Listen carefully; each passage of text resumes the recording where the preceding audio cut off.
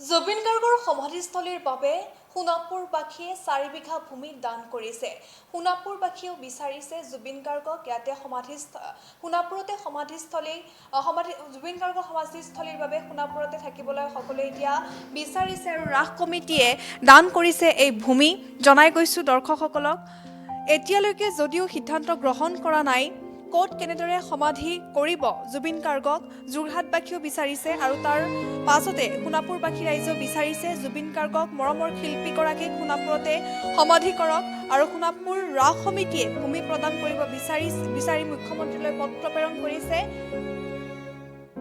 জুবিন গাৰ্গৰ মৃত্যুত এতিয়া সকলো শোকস্তব্ধ হৈ পৰিছে আৰু মৰমৰ শিল্পীগৰাকীৰ সমাধিস্থলীৰ বাবে 4 বিঘা ভূমি প্ৰদান কৰিছে সোণাপুৰবাসীয়ে। সোণাপুৰ ৰাস সমিতিয়ে ভূমি প্ৰদান কৰিব বিচাৰি মুখ্যমন্ত্ৰীলৈ পত্ৰ প্ৰেৰণ কৰিছে আৰু মুখ্যমন্ত্ৰীক জনাইছে যে 4 বিঘা ভূমি দিব সোণাপুৰবাসীয়ে আৰু তাৰ সমান্তৰালভাৱে যোৰহাটবাসীয়েও বিচাৰিছে যে মৰমৰ শিল্পীগৰাকীক যোৰহাটতে থাকক। মৰমৰ শিল্পীগৰাকীৰ বাবে যোৰহাটবাসী ৰাইজেও ইতিমধ্যে ভূমি দান কৰিছে। মৰমৰ শিল্পীগৰাকীক এনেদৰে সকলোৱে হিয়াৰ আমঠুগৰাকীক বিচাৰিছে শেষবাৰৰ বাবে, সকলোৱে চাব বিচাৰিছে শেষবাৰৰ বাবে, সকলোৱে বিচাৰিছে যে নিজৰ জাগাত থাকক শিল্পীগৰাকী।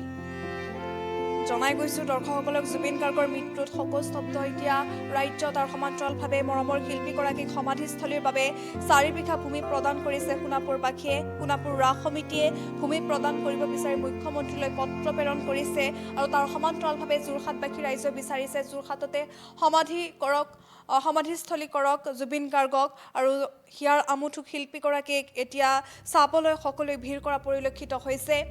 মৰমৰ শিল্পীগৰাকীক বিচাৰি সকলোৱে এতিয়া হাহাকাৰ কৰিছে। মৰমৰ শিল্পীগৰাকীক শেষবাৰৰ বাবে এবাৰ চাবলৈ সকলোৱে ভিৰ কৰা পৰিলক্ষিত হৈছে। কালিৰ দিনটোৰ পৰাই যি জুবিন গাৰ্গৰ কাহিলীপাৰা বাসগৃহ আছে, সেই কাহিলীপাৰাৰ বাসগৃহত সকলোৱে ভিৰ কৰিছে। শেষবাৰৰ বাবে জুবিন গাৰ্গক চাবলৈ সকলোৱে বিচাৰিছে। জুবিন গাৰ্গৰ পৰিয়ালৰ ওচৰত সকলোৱে থিয় হৈছে। অগণন গুণমুগ্ধই ভিৰ কৰিছে। গুণমুগ্ধসকলে শেষবাৰৰ বাবে চাব বিচাৰিছে জুবিন গাৰ্গক আৰু জুবিন গাৰ্গৰ যি মৃত্যু, সেই মৃত্যু কিন্তু সকলোৱে সহজভাৱে ল'ব পৰা নাই।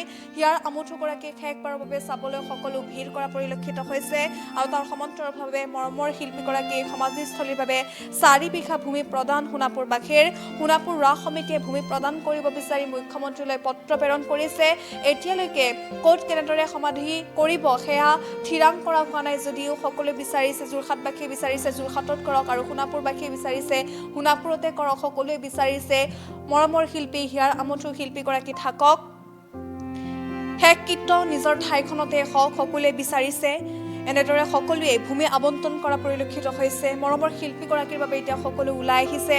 মৰমৰ শিল্পীগৰাকীয়ে হিয়াৰ আমঠুগৰাকীক এতিয়া সকলোৱে এবাৰ শেষবাৰৰ বাবে চাবলৈ উত্তাল হৈ আছে। মৰমৰ শিল্পীগৰাকীক যাতে ওচৰৰ পৰা চাব পাৰে সেয়া দূৰ দূৰণিৰ পৰা সকলো ওলাই আহিছে। সকলোৱে শিল্পীগৰাকীক এবাৰ চাবলৈ কাহিলীপাৰাৰ বাসগৃহতো ভিৰ কৰা পৰিলক্ষিত হৈছে। মৰমৰ শিল্পীগৰাকীক চাব বিচাৰি সকলোৱে এতিয়া ভিৰ কৰিছে আৰু মৰমৰ শিল্পীগৰাকীৰ সমাধিস্থলীৰ বাবে 4 বিঘা ভূমি প্ৰদান কৰিছে সোণাপুৰবাসীয়ে। সোণাপুৰৰ ৰাস সমিতিয়ে ভূমি প্ৰদান কৰিব বিচাৰি মুখ্যমন্ত্ৰীলৈ ইতিমধ্যে পত্ৰ প্ৰেৰণ কৰিছে।